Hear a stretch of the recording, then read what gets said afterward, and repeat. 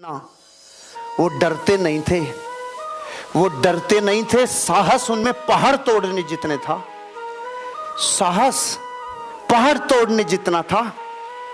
Direct selling industry के ऊपर 2012 में आतंक का साया मंडराया, क्योंकि कुछ ऐसी कंपनियां जो लोगों को धोखा देके भागी थी इन्वेस्टमेंट के मामले में, उससे डायरेक्ट सेलिंग कंपनियों के ऊपर, सही कंपनियों पे भी आंच आई। तब तक भारत देश में पैरामीटर नहीं थे, कौन सही कौन गलत उनको पता ही नहीं था। हम हजारों लोग थानों में जाते थे, मंत्रियों से मिलते थे, हजारों लोग मुख्यमंत्री प्रधानमंत्री सब जगहों पे ज्ञापन देते थे, कहते थे अरे अरे हम डायरेक्ट सेलिंग वाले, हम प्रोडक्ट बेचते हैं भैया, हम सोना नहीं बेचते, हम डबल ट्रिपल नहीं करते, हमें चेक कर लो। लेकिन गीले सूखे सबको जला रहे थे रे, आंच हम तक भी आ गई और मुझे 25 जनवरी सन 2012 को जेल जाना पड़ा।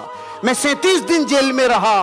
पूरी दुनिया ने मुझे कहा अब तो छोड़ दे, अब तो छोड़ दे।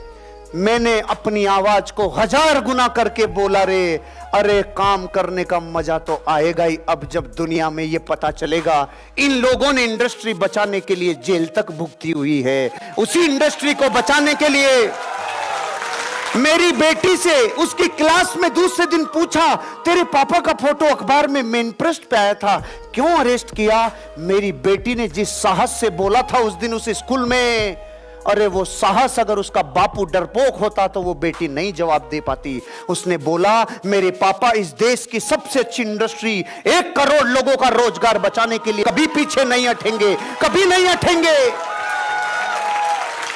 लोगों ने कहा अरे अरे अब तो नहीं होगा, अब तो नहीं होगा। अरे सुन, उसके बाद तो मैंने मेरे घर के सामने 8x4 का बोर्ड लगवाया कि मैं करता क्या हूं। 37 दिन तक मैंने नमकीन से खाना खाया, दही के साथ खाना खाया, 3 दिन भूखा रहा, क्योंकि मेरे जीवन में मेरे जो नियम हैं खाने पीने के, 3 दिन तक मेरे को सुविधा नहीं मिली।